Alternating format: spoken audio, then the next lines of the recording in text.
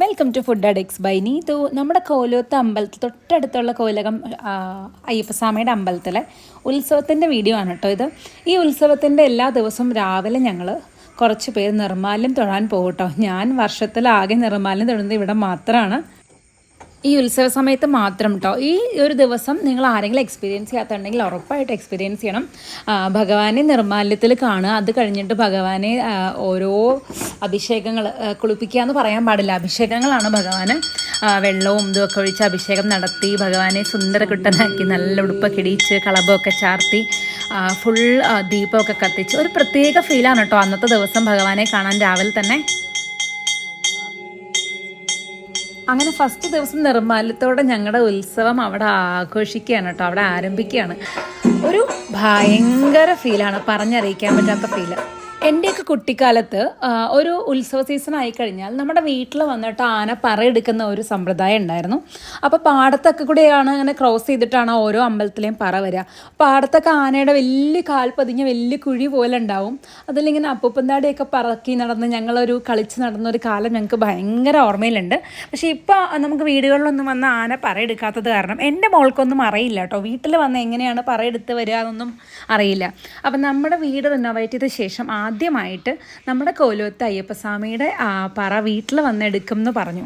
അപ്പോൾ അതിൻ്റെ ഒരു ഭയങ്കര എക്സൈറ്റ്മെൻറ്റിലായിരുന്നു ഞാൻ ഓടി നടന്ന് എങ്ങനെ ഇത് എത്ര ഭംഗിയാക്കി നമ്മുടെ മനസ്സിലേക്ക് ഇതങ്ങ് പതിപ്പിച്ചെടുക്കാം എന്നുള്ള അത്ര എക്സൈറ്റ്മെൻറ്റിലായിരുന്നു. അങ്ങനെ ഞാൻ ഇൻസ്റ്റഗ്രാം നോക്കി കുറേ കോലം വരച്ച് മിറ്റം മുഴുവനും കോലായി. എന്നെ വരുന്നവരെ കളിയാക്കുക, എന്ത് അഗ്രഹാരമാണോ ചോദിച്ച് കളിയാക്കുമായിരുന്നു. ഞാൻ എൻ്റെ കഴിവ് മുഴുവൻ പുറത്തെടുക്കുന്നൊക്കെ പറഞ്ഞ് കളിപ്പിച്ചിട്ട് കുറേ അമ്മ പറയും അമ്മയുടെ പുട്ടുപൊടിയും അമ്മയുടെ കോലമാവിന് പകരം ഞാൻ യൂസ് ചെയ്ത് പുട്ടുപൊടിയും അരിമാവും അപ്പപ്പൊടിയൊക്കെയാണ്. അപ്പോൾ അതൊക്കെ യൂസ് ചെയ്ത് ഫുൾ കോലം വരച്ചു. പിന്നെ അവിടെ അടുത്തൊരു ചേട്ടനോട് പറഞ്ഞ് നിറയെ കുരുത്തോല വാങ്ങി, കുരുത്തോല എല്ലാം കെട്ടിത്തൂക്കി, കുറേ അരളിമാലയും തുളസിമാലയൊക്കെ വാങ്ങി അതെല്ലാം കെട്ടിത്തൂക്കി. അങ്ങനെ എന്നെക്കൊണ്ട് പറ്റാവുന്ന പരമാവധി ഭംഗിയാക്കി. അമ്മയും അച്ഛനും കട്ട സപ്പോർട്ടായിരുന്നു. അച്ഛനായിരുന്നു കൂടെ നിന്ന് എല്ലാം ചെയ്യാനൊക്കെ ആയിട്ട് കൂടെ നിന്നത്. അപ്പം ഞാനും ഏട്ടനും പൊന്നും അമ്മയും അച്ഛനും ഒക്കെ കൂടെ എങ്ങനെ ഇത് ഗംഭീരമാക്കാൻ നോക്കിക്കൊണ്ടിരിക്കും. സത്യം പറഞ്ഞാൽ അന്നത്തെ ദിവസം രാവിലെ മുതൽ വൈകുന്നേരം വരെ ആരുടെയൊക്കെ വീട്ടിൽ കുരുത്തോല ഉണ്ട്, ചെറിയ തെങ്ങുണ്ടോ എന്ന് മാത്രമാണ് ഞാൻ നോക്കി നടന്നിരുന്നത്. അവസാനം വൈകുന്നേരം എൻ്റെ ആഗ്രഹം പോലെ തന്നെ കുരുത്തോലയും കിട്ടി. എവിടെയും കുരുത്തോല വാങ്ങാൻ പോലും എനിക്ക് കിട്ടുന്നുണ്ടായിരുന്നില്ല. പെട്ടെന്ന് പറ വരും എന്ന് പറഞ്ഞ് അപ്പോൾ ആ ചെറിയൊരു സമയത്ത് നമ്മളിതെല്ലാം എത്തിക്കണ്ടേ. പിന്നെ ഞാൻ കടയിൽ പോയി സാധനങ്ങളൊക്കെ വാങ്ങി പറയ്ക്കുള്ള എല്ലാം സെറ്റ് ചെയ്തു. വീടിന് ചുറ്റും കംപ്ലീറ്റ് ദീപം വെച്ചു. അപ്പോഴത്തേക്കും ഭഗവാന്റെ പറ അടുത്തെത്തിക്കഴിഞ്ഞു കേട്ടോ. ഈ ഒരു സമയത്തില്ലേ സത്യം പറഞ്ഞാൽ എനിക്ക് പറ നിറയ്ക്കുമ്പോൾ എൻ്റെ കണ്ണിൽ നിന്ന് വെള്ളം വരുമായിരുന്നു. എനിക്ക് അയിമ്പറ നിറയ്ക്കണം എന്നായിരുന്നു വീട്ടിലാഗ്രഹം. ആദ്യമായിട്ട് പറ നിറയ്ക്കുമ്പോൾ അയിമ്പറ നിറയ്ക്കണം എന്നായിരുന്നു ആഗ്രഹം. പക്ഷെ അയിമ്പറ നിറയ്ക്കാൻ എനിക്ക് സാധിച്ചില്ല. അതുകൊണ്ട് മോളും അമ്മയും പറ നിറച്ചു. പിന്നെ ഒരു പറ ഞാനും ഏട്ടനും മോളും കൂടെ വേറെ ഒരുമിച്ച് നിറയ്ക്കുകയാണ് ചെയ്തത് കേട്ടോ. അങ്ങനെ ഒരു 3 പറയാണ് നമ്മൾ വീട്ടിൽ വെച്ചത്. എന്തോ ഒന്ന് സാധിച്ച് കിട്ടിയത് മാതിരി, എന്തോ ഒരുപാട് കാലത്ത് ആഗ്രഹം. എറണാകുളത്തമ്പലത്തിൽ ഞാൻ പോയിരുന്ന സമയത്ത് എറണാകുളത്തപ്പൻ വന്നിങ്ങനെ എല്ലാവരുടെ വീട്ടിൽ നിന്നും വാര്യം റോട്ടിൽ നിന്നും ഒക്കെ പറയെടുക്കുമ്പോൾ ഞാനിങ്ങനെ മനസ്സിൽ ഒരുപാട് ആഗ്രഹിച്ച കേട്ടോ, എൻ്റെ വീടിൻ്റെ മുമ്പിൽ വന്ന് ഇങ്ങനെ ഭഗവാൻ വന്ന് നിന്ന് എഴുന്നള്ളിച്ച് നിന്ന് പറയെടുക്കണം എന്ന് എനിക്ക് ഭയങ്കര ആഗ്രഹമായിരുന്നു.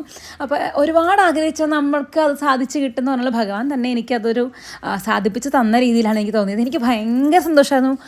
ഇത് സാധിപ്പിച്ച് തന്ന എല്ലാവർക്കും എനിക്ക് സത്യം പറഞ്ഞാൽ ഭയങ്കര താങ്ക്സ് ഉണ്ട്. അത്ര സന്തോഷമായിരുന്നു എനിക്ക് ഈ ഒരു പറ നിറച്ചത് വീടിൻ്റെ മുമ്പിൽ.